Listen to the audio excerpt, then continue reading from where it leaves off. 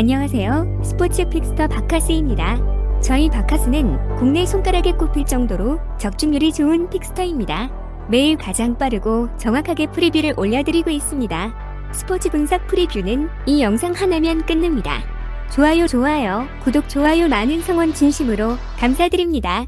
본 영상은 최종 픽이 아닌 팩트체크 및 초안용 자료입니다.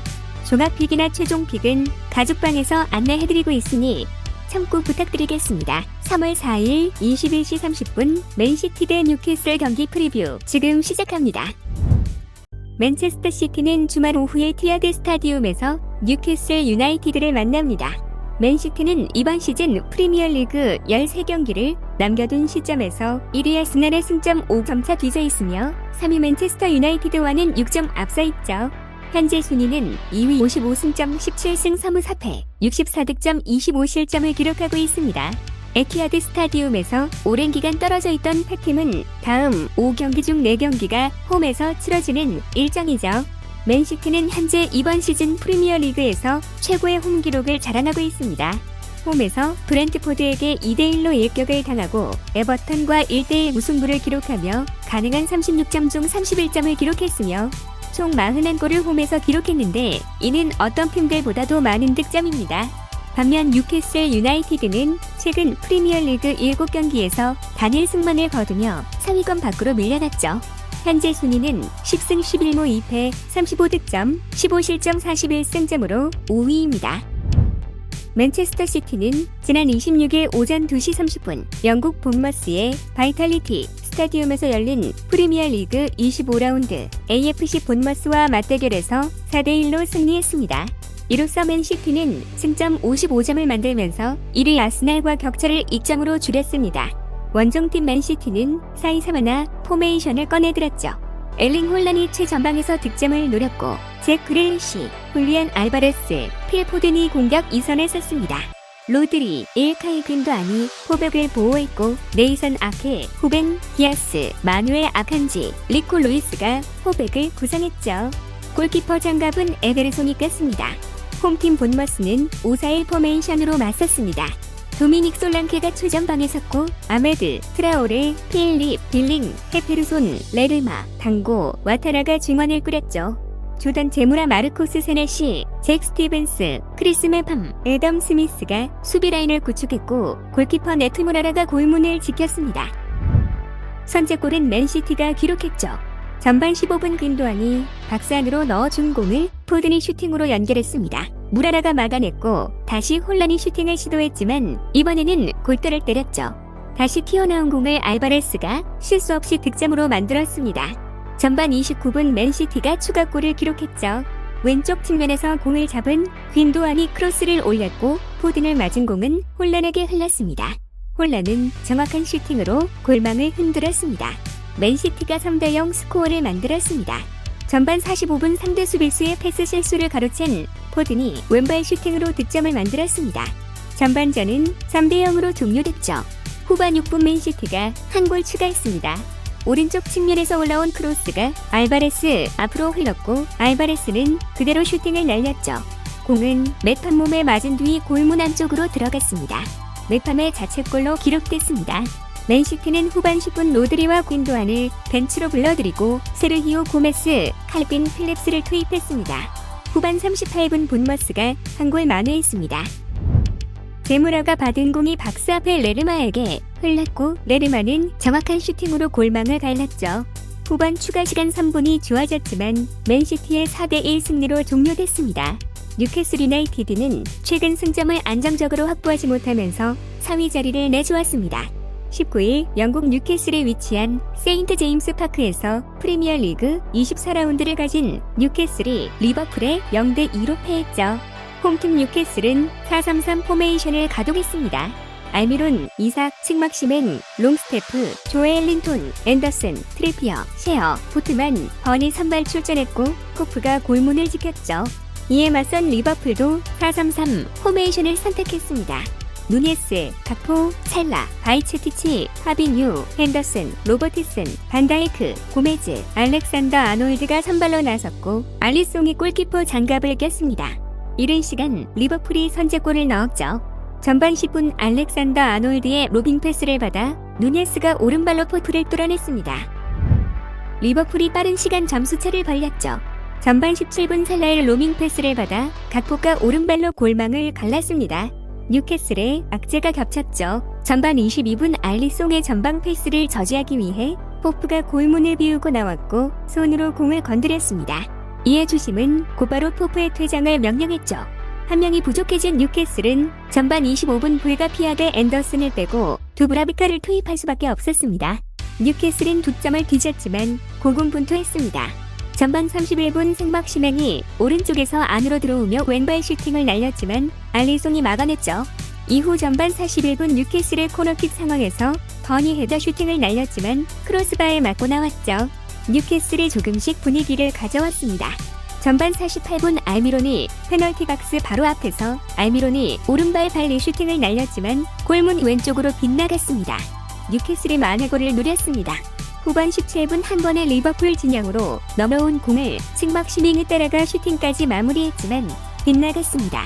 뉴캐슬도 한 번의 변화를 줬습니다. 후반 19분 하우 감독은 이삭, 알미론, 트리피어를 빼고 윌슨, 고든, 머피를 투입했죠. 뉴캐슬이 원치 않는 교체를 또다시 사용했습니다. 후반 26분 부상을 당한 조엘 린톤이 빠지고 리치가 투입됐습니다. 이후 팽팽한 중원 싸움이 이어졌고 뉴캐슬이 기회를 잡았죠. 후반 37분 머피의 패스를 받아 윌슨이 알리송과 1대1 상황을 맞아 슈팅을 날렸지만 알리송이 선방했습니다. 리버풀이 쐐기골을 누렸습니다. 후반 45분 조타의 헤더 패스를 받아 피르미누가 골문 앞에서 발로 갖다 대려 했지만 미치지 못했죠. 결국 리버풀이 2점 메리드를 지키며 2대0 승리를 따냈습니다. 뉴캐슬은 또 청정 리버풀을 넘어서지 못했죠. 최근 맞대결 13경기 무승이죠. 마지막 승리는 2015년 12월까지 거슬러 올라가야 합니다. 2021년 10월 사우디아라비아 자본이 투입된 이후 점차 상위권 팀으로 발돋움하고 있음에도 리버풀을 상대로는 4연패를 당하고 있죠.